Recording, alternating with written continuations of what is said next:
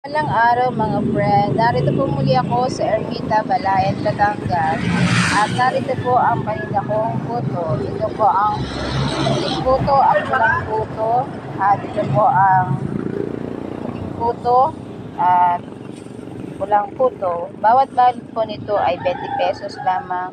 Sa bawat balot po ay may kapartner ng niyog. Nakita niyo naman po, marami pa sa ngayon ang aking puso. At meron na po ako ditong balot-balot. Ito po ay order na sa akin. At mamaya po ay kukunin na nila. Ako po ay nasa tapat ng Motopol. At malapit lang po ako sa Walter Mart. Kaya pumunta na po kayo dito sa aking pwesto sa mga nais bumili.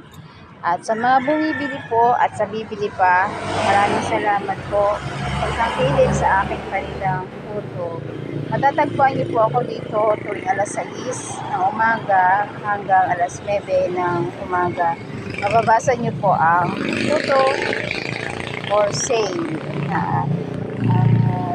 Sa amin pong probinsya dito sa Balayan ay isa po ito sa pinakasikat na pagkain sapagkat ang puto pong ito ay bigas.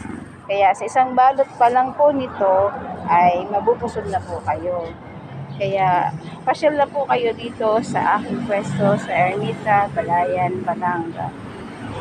Nakikita nyo naman po, sa ngayon ay marami pa pong balot, pero mamaya po yan ay magiging sold out na. Kasi marami na rin po akong suki na bumibili ng aking putong puti at putong pula.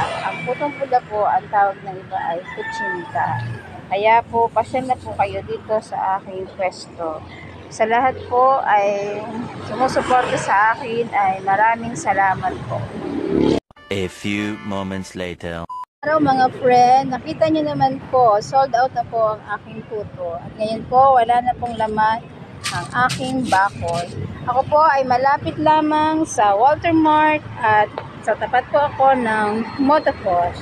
Sa mga nais bumili, pumunta lang po kayo dito sa aking pwesto, sa Ermita, Balayan, Batangas. Matatagpuan niyo po ako dito ng alas 6 ng umaga hanggang alas 9 ng umaga. Sa lahat ng bumibili at sa mga bibili pa, maraming salamat po. At puntahan niyo po ako dito sa aking pwesto. Kung nais niyo bumili ng aking puto. Maraming salamat po.